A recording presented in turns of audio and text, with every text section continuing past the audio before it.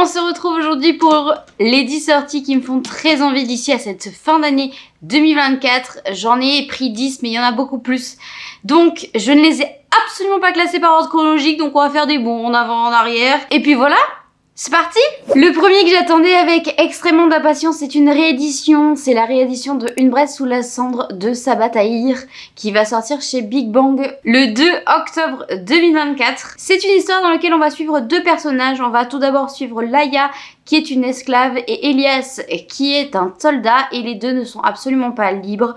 Laïa a déjà connu des rebondissements dans sa vie familiale à cause de l'Empire. Quand son frère va être emmené, elle va décider de passer un pacte avec les rebelles et elle va donc devoir s'infiltrer dans l'académie militaire de cet empire, là où elle va rencontrer Elias qui est l'un des meilleurs soldats, sauf qu'il ne rêve que d'une chose, c'est de pouvoir se libérer de tout ça, et ils vont se rendre compte que finalement leurs deux quêtes vont être mêlées et peut-être qu'ils vont pouvoir arranger leur situation. J'avais vu des avis hyper élogieux quand la saga était sortie la première fois en français. Malheureusement le 4e tome n'a jamais été publié, donc là Big Bang a racheté les droits et va publier normalement toute la saga du 1 jusqu'au 4, j'ai très hâte de le découvrir parce que j'en avais entendu que du bien. Une sortie que j'attendais avec beaucoup d'impatience mais que j'ai reçue dans le cadre de mon partenariat avec Hachette, c'était La Tisseuse de Mélodie de Sarah Abbasi. Donc il sort le 4 septembre. On est à Solvara où chaque partition peut manipuler, tuer ou changer la vie de quelqu'un.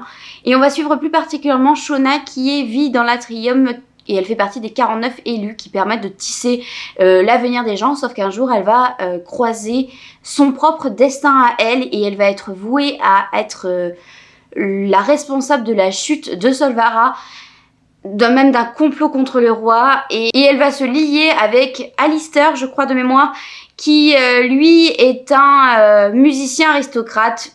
Et donc elle va vouloir sauver sa peau concrètement. J'ai très hâte de le lire. On a prévu une LC entre tous les partenaires Hachette le 10 août. Donc bientôt, c'est pour très bientôt que je vais commencer à le lire. J'ai trop hâte. Et bien sûr, je vous ferai un retour au moment de sa sortie. C'est évident. Voilà, je l'attendais. Par contre, c'est un parpaing le truc. Hein. C'est lourd, mais c'est lourd. Ils ont dû utiliser, je pense, une jaquette vraiment solide. Parce que j'ai l'impression que vraiment... Il pèse une tonne, mais vraiment l'objet livré est absolument magnifique. Voilà, il va coûter du coup 25,90 €. Un autre livre que j'attends avec grande impatience, c'est Assistant to the Villain de Anna Nicole Meirer, dans lequel on va suivre Evie qui, avec une famille à charge, a absolument besoin d'un emploi et après une certaine aventure, elle va avoir une proposition d'emploi par un vilain et elle va finir par s'habituer aux têtes tranchées, aux yeux qui arrivent par terre, sauf qu'un jour elle va avoir l'impression qu'il y a quelqu'un qui essaie de boycotter son vilain et ça c'est hors de question, elle va tout faire pour l'en empêcher. Ça a l'air hyper drôle, ça a l'air hyper frais, j'ai trop hâte, ça sort le 14 septembre et ça c'est pareil, j'ai très envie de le lire et pareil les retours en anglais étaient extrêmement élogieux. Une autre sortie qui me tente beaucoup, c'est Bride de Ali Hazelwood qui va sortir le 18 septembre chez Milady et pareil j'ai très hâte parce que c'est la première romantécie de Ali Hazelwood, sachant que j'ai pas trop aimé The Love Hypothesis qui est une romance contemporaine, mais vous savez très bien que la romance et moi on n'est pas très potes, donc j'ai vraiment envie de l'essayer dans ce genre nouveau. On est sur une histoire où on va suivre une jeune vampire qui est la fille d'un conseiller vampire qui va être appelée pour un mariage arrangé avec un loup. Un loup-garou. Elle voit bien que ce loup-garou ne lui fait absolument pas confiance, qu'il la suit partout, il l'écoute, tout ce qu'elle dit, tout ce qu'elle fait, et il a bien raison de se méfier parce qu'elle va tout faire pour mettre en place des choses afin de gagner la seule chose à laquelle elle a vraiment cru. Et dans le résumé, c'est absolument pas dit. Donc ça laisse un petit mystère planer. Ça peut être très sympa. Et j'ai vraiment les retours quand j'avais vu en VO. Pareil, c'était élogieux. Après, Alice Wood, j'ai l'impression que ça convainc absolument tout le monde. Enfin, quasiment tout le monde, puisque je ne fais pas partie des adeptes.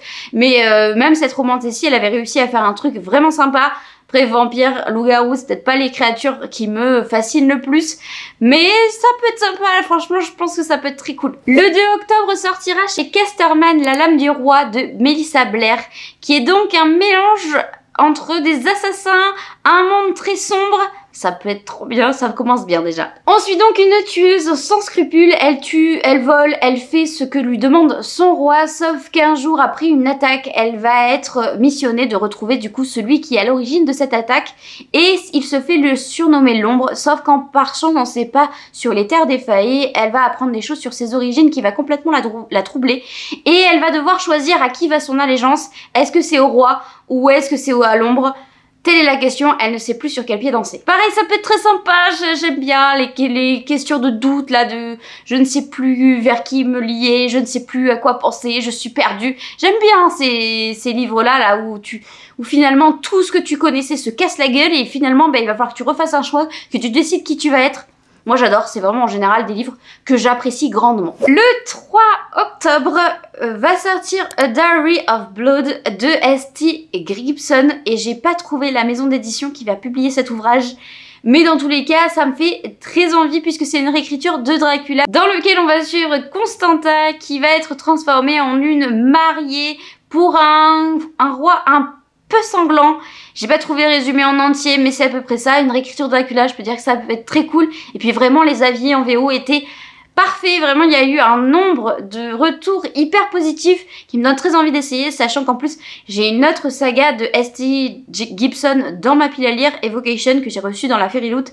Et donc, je sais pas par lequel j'ai envie de commencer. Est-ce que je commence par un en version française ou est-ce que je me tente Evocation, sachant que j'ai déjà essayé et qu'au moment où j'avais ouvert, c'était pas dans le mood de lire ce genre de choses parce que ça fait très automnal. Donc je ne sais pas. Voilà, je ne sais pas. Après ça arrive le 3 octobre donc c'est parfait pour l'automne. Je pense que ça arrive pile poil au bon moment. Après c'est à confirmer. Le 9 octobre va sortir chez l'École des loisirs le 4e tome des Mémoires de la forêt de Michael Brun-Arnaud. C'est une saga jeunesse que j'adore où on suit des petits animaux. Ils sont capables de paroles, ils sont capables de sentiments, etc. J'adore cette saga jeunesse, c'est vraiment hyper mignon. Et chaque tome aborde des sujets très différents mais qui sont amenés tout en finesse mais qui sont un peu difficiles.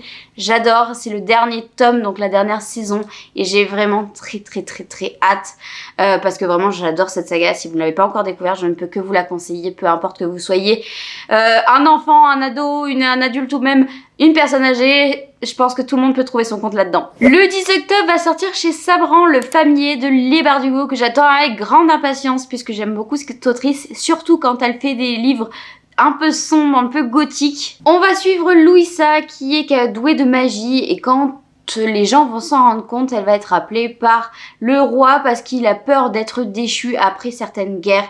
Donc il va la mettre à son service. Mais à mesure qu'elle s'implique dedans, le danger va grossir et donc elle va faire en sorte d'essayer de rester en sécurité. Mais c'est pas toujours simple dans un monde rempli de magie, d'alchimistes, de colporteurs. Et il faut vraiment qu'elle fasse attention à elle. Ça a l'air très sympa pareil, j'ai très hâte de le lire.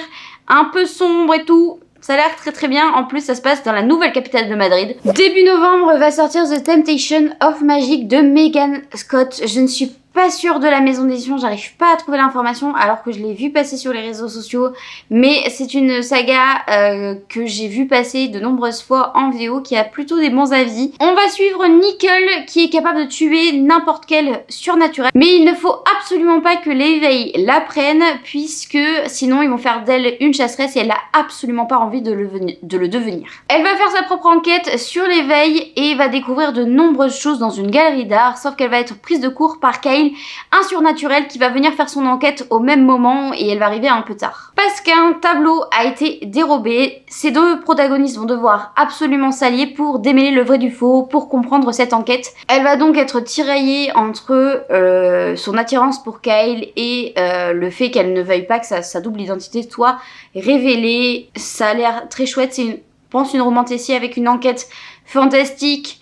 Je pense que ça peut être très sympa, ça promet en tout cas. Le 8 novembre va sortir chez la Martinière Fiction le tome 2 des Filles du Destin de Kika Hatsopoulou, Les Disparus du Nanzi. J'ai hâte de cette suite parce que j'avais adoré le premier tome dans lequel on va suivre une descendante des Moires, donc les personnages de la mythologie grecque qui permettent de couper, créer ou maintenir en vie les signes, les fils du destin. enfin, les fils de la vie. Il y avait une enquête, il y avait des personnes qui n'étaient plus, enfin, qui n'étaient pas censées être capables de vivre ou de tuer quelqu'un, sauf que bah ils étaient là, et il y avait toute une enquête autour. Enfin, vraiment c'était très très chouette et donc j'ai très hâte d'avoir ce second tome qui d'ailleurs n'est pas sorti il y a super longtemps en VO, donc ils ont été vraiment méga rapides.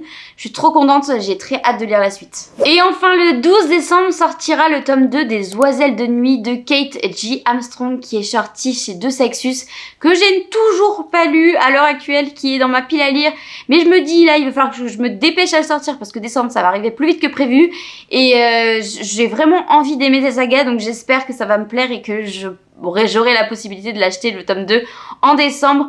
Vraiment j'ai hâte de lire, il faut vraiment que je le sorte de là parce que ma meilleure amie je crois qu'elle me l'a offert en février, quelque chose comme ça, et je l'ai toujours pas lu, je l'ai pas sorti de là. Il faut vraiment que je me dépêche, mais j'avais l'impression que c'était un peu une vibe un peu automnale. Alors c'est vrai que je l'ai laissé passer au fur et à mesure, mais là on va bientôt y arriver, même si on est que début août au moment où je vous parle. Mais je sais pas, j'ai de plus en plus envie de le sortir de là.